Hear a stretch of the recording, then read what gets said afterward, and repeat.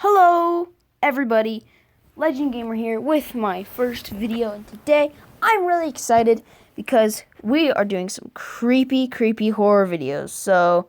What am I saying? We're doing some very creepy. No, that's weird. We're doing some very creepy stories. I'll have a link in the description for this, and it's really cool. I just am basically gonna read, and it's gonna be really fun. So let's get right into it. And also, I'm really just excited for my first video, so leave a like and subscribe if you really enjoyed my content. That would help a huge bunch, of course. So let's get right into it. The White Death is a creepy story about a vengeful spirit in Mexico who hunts down anyone who knows about her existence. I am currently sitting in front of my computer, scared, witless. Every moment could be my last. My friend is here with me, and he is the sole reason why my life is in danger. It may not make sense at first, but let me explain. It all started earlier today when a friend of mine burst into my house and slammed the door behind him. His eyes were wide with fear, and he stood there with his back against the door. Breathing heavily, I asked him what had happened, and he told me this story. He had been living in his aunt for the past year because his parents were in Mexico. They were doing mission work at a small hospital in southern Mexico. The previous night, a bedraggled man had stumbled through the entrance of the hospital. He was screaming in Spanish and appeared to be out of his mind with terror. They brought him over to a chair and let him sit down. As he caught his breath, he told his story in broken English. He claimed that his sister had been killed by something he referred to as La Muerto Blanco. He kept saying that it was coming for him next. Confused, they asked him who or what a Muerto Blanco was. With a look of unfathomable fear on his face, he said that La Muerto Blanco was the White Death. She is the soul of a girl who died years ago. She died by her own hand. He said, alone and unloved, she hated life so much that she wanted to remove all traces of herself from the earth. So great was her desire to completely obliterate her memory that she returned from the dead as a vengeful spirit, bent on killing all those who knew of her existence. She is a girl, but not a girl, he said. She's not dead, but not really alive. She has cold black eyes that weep blood. She walks without ever actually seeming to move an inch. She stalks her victim like a wild animal, pursuing them across rivers and valleys, trailing them back to their homes. You are never really aware that she is following you until you hear her telltale knock upon your door. She knocks once for your skin, which she's used to patch her own decaying flesh, twice for your hair, which she'll gnash between her teeth, 3 times for your bones, which she'll fashion into clubs, 4 times for your heart, which she'll tear out of your chest, 5 times for your teeth, which she'll polish and keep in a box, 6 times for your eyes, which she'll pluck out one by one, 7 times for your soul, which she'll swallow whole. No matter where you go, the White Death will track you down, and you will hear her terrible knocking begin on the door. You can try to outrun her, but she's faster than any mortal man. If you flee from your home while she's knocking on your door, she will follow you wherever you go. The terrified man was certain that this thing had killed his sister. He had tried to tell the police about the White Death, but they would not listen. Dismissing it as an old wives' tale, next he had tried to tell his priest, but the priest immediately shut the door of the church in his face and turned him away. The priest had seen the White Death following him, he said, and not want to get involved. With his head in his hands, and the frightened man said that the White Death follows you forever until you tell someone else about it. Then it shrieks, it kills you, and it begins following the person you told. After finishing his tale, the man stole a car from the mission hospital parking lot and vanished into the night. Apparently, my friend's mother and father had immediately called his aunt and told her about the strange man they had encountered. They asked her if she had ever heard of the White Death. She said she had not, and they proceeded to tell her the story that the man had told them.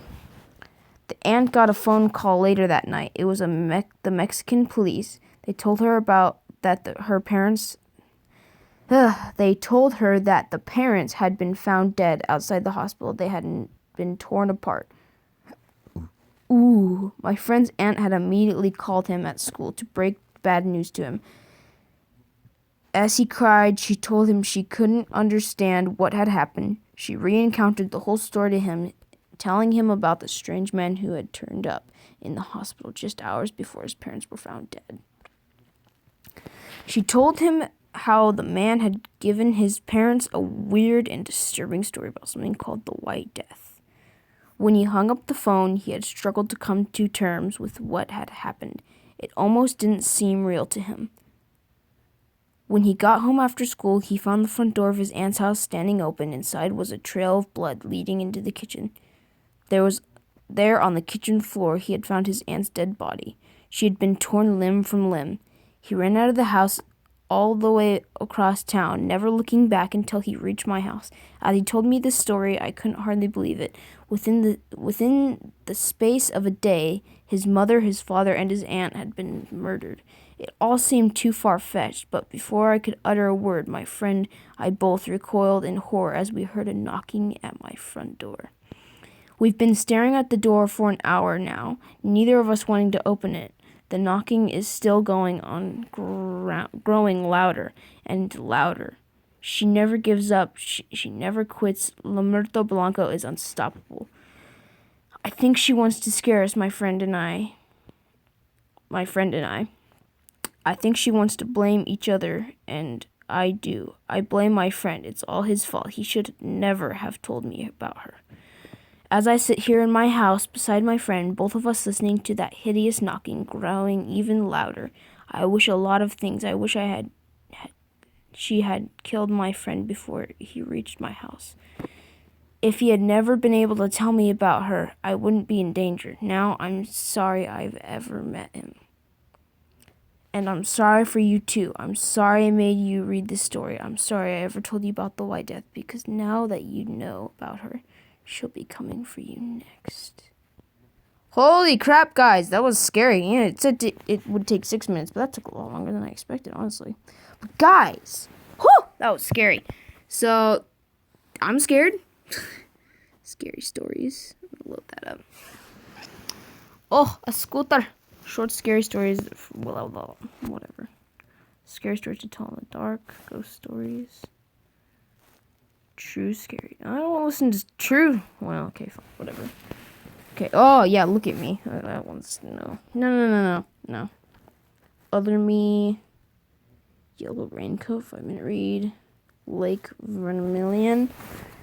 Blackstone. Okay, guys. So if you want me to do another one of these with my friend, also, yeah, his channel is Epic Gaming something. Just look up Epic Gaming. He should come up, or I'll leave a link in the description. Just so you guys know, pretty cool. But yeah, I'm gonna keep reading one more, and then I think we'll be done after that because I'm scared. Cry in the Night. Red Birthmark. Ooh. I don't know if I want to read any of these. They all sound horrible. Phone calls. I love phone calls because I'm on my phone right now, I think. Wait, am I? Or am I not? Oh, 4. Oh, fine. 4 calls. The Warning Call. I grew up on a farm in a remote area, and I have always been uneasy about being in the house by myself at night. There are no streetlights in the area, and at night it is pitch black outside. One night my parents went out and I was home alone. I was sitting on the couch when the phone rang. I picked it up and heard an automated voice say, "Would you like to accept a collect from?" Then I heard a voice say my name. It was my voice. I was freaked out, but I accepted the call. "Hello?" I said nervously. There was no reply. I could hear someone breathing on the other end of the line. Then they hung up. Whew, I don't like that. I was standing by the sliding glass doors in the kitchen, and just then I happened to glance outside in the darkness. I could make out a figure standing there. I was so terrified, I ran to my dad's room and grabbed his gun. I hid there in the bedroom, and I didn't come out until my parents returned 20 minutes later. I still don't know what happened that night. Was it the future me calling to warn me? Did that call save my life?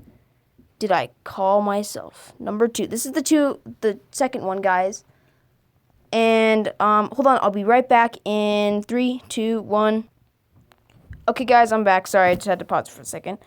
So did I call myself? This is the second one. So there's 4. I'm pretty sure. Yeah, 3 and then 4. What? 4. I'm not gonna read to 5 because this is my first video and I don't want it to be too long. Whatever. Okay. This happened 15 years ago. I was working nights at the time, and I started work at 9 p.m. One night I arrived at work, and my supervisor gave me a confused look. "What are you doing here?" he asked. "I'm working tonight," I replied. "But you called in sick a few hours ago," he said. I was a bit confused. It must have been someone else. I laughed. I looked at the message that said I had called in. The call came at 6:50 p.m. and the message said that I had gotten sick while I was out cleaning up after a storm the night before. There had been a storm, but I had not gone out to clean up. The whole thing struck me as very weird. I decided to call my wife and tell her about it. I picked up the phone and dialed my home phone number. Sorry, guys. It rang twice before it picked up. A raspy male voice said, "Hello?" I was so shocked I didn't know what to do. I looked at the phone to make sure I had dialed the right number. The person on the other end said, "Hello?" again in the same raspy voice. "Hello?" Or like, how would you do that? "Hello?" Like that kind of. "Hello, who is this?" I said nervously. "This is Taylor," the voice replied. "Who is this?" Or, "Who is this?" Sorry, guys. A chill ran down my spine. "My name is Taylor." "Where's Anne?" I said, my voice shaking. I wanted to scream. "Anne's in bed," the voice replied. "Who is this?" I dropped the phone and told my supervisor there was an emergency and I needed to get home immediately. As I was leaving, my confused supervisor picked up the phone and said, "Hello? Hello? Hello?" How does the supervisor sound? Anyway, I drove home as fast as I could. My mind was racing. I couldn't understand what was going on. When I got to my house, I burst through the front door and found my wife sitting in the living room, calmly watching TV. She was shocked to see me home so early. She said there was no one else in the house and the phone hadn't rung at all night. I picked up the phone to call my supervisor, but the line was dead. The next evening, when I went back to work, my supervisor gave me a weird look and asked, "How the heck did you do that?" He told me that when I left the night before, he had picked up the phone, and when he realized that the person on the other end of the line sounded exactly like me, he freaked out and hung up. It got even more weird. He said that a minute later, I called back from home and asked him what was going on. According to him, I was angry and said I was sick and did not feel like playing games, and told him to stop prank calling me, and hung up. I just stared at my supervisor and told him I had no idea what was going on. Later, I found out that the phone line for my area had been knocked down by the storm that night before. This is absolutely the strangest thing that has ever happened to me.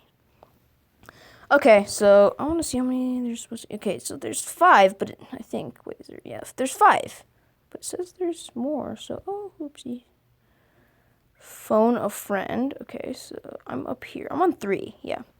Did I call myself? It has to be here. A call from my brother. Oh, this one's gonna be scary. I already know it.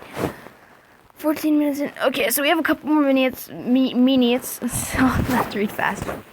My brother and I went to college together, and we shared a small 2-bedroom apartment. We were both very different. He always went to bed early, and I always stayed up till all hours of the night. One evening, he came home from college looking exhausted and went straight to bed. I stayed up in the living room watching TV and was playing video games around midnight. I was getting tired, so I decided to go to bed. Just then, the phone rang. When I answered, an automated voice of the operator said, "You have a collect call from." The thing was, when it got to the part where the other person is supposed to identify themselves, it was my brother's voice. He sounded desperate, and the noise in the background sounded like he was just off a busy interstate. I turned around. From where I was standing, I could still clearly see my brother in his bed, asleep, and his cell phone was lying on the kitchen counter beside me. I was so unnerved that I refused to accept the call. I was shaking, and I barely managed to get any sleep that night. Well, that's not a scary one. It's like, okay, I'm disappointed with that one. Phone a friend. Yes. Oh, they're all short now. Great. I hope five's even short. Yeah, they're getting worse, I guess. Or maybe this one will be short and so good that, like, it's a cliffhanger or something. One evening, I was on my way to my best friend's house. As I was driving on the motorway, I got a call from him. He said he might be a little late because he had been out shopping, but he was on his way home. At that point, while I was sitting on the phone with him, and I ran into traffic jam on the motorway. I told him I would probably be late as well. He continued our conversation, and the traffic slowly started to move again. I told my friend that it looked like there had been an accident on the motorway. He asked if he could see what had happened as I was coming up to the scene of the accident. I told him that a car had been hit the barrier and flipped over. There were paramedics loading a dead body into a back of an ambulance. My friend let out a sigh and said, "What a shame." As I slowly drove past the wreck, I was horrified to see that it was my best friend's car. At the very moment the phone suddenly hung up, it was my friend who died in the crash that night. The police said he was killed on impact. Woo! Dang. So I'm supposed to read 4, but I'm just going to do a little special thing and read 5. It's been 17 minutes, guys. I hope you've enjoyed the video, but I'm going to get... You're stuck. I mean, come on. You're stuck. Come on, man. Come on. Okay. Many years ago, I was working the graveyard. Oh, no. The graveyard shift. That's always overnight. The graveyard shift at a hotel. It was late and I was tired. I just wanted to go home. I wasn't supposed to leave early, so I wrote a note and left it there for my boss. The note said I had left early because my brother was stranded outside of town and needed to pick him up. It was a complete lie, but I needed a good excuse to leave early. I drove home and went to bed. A few hours later, I was awoken by the sound of my phone ringing. It was my brother. He told me he was stranded outside of town and he needed me to pick him up. That's weird, I said. That's exactly the lie I made up to tell my boss so I could leave early. That's not weird, my brother replied. I'll show you what's weird when you get here. I drove over to meet him, and when I arrived, he took it out his phone and put it up to my ear. He played a message that received when I woke up that morning. It was creepy, computerized voice, and all it said was, "You're stuck." It freaked us both out. "You're stuck," something like that. It freaked us. Oh, sorry.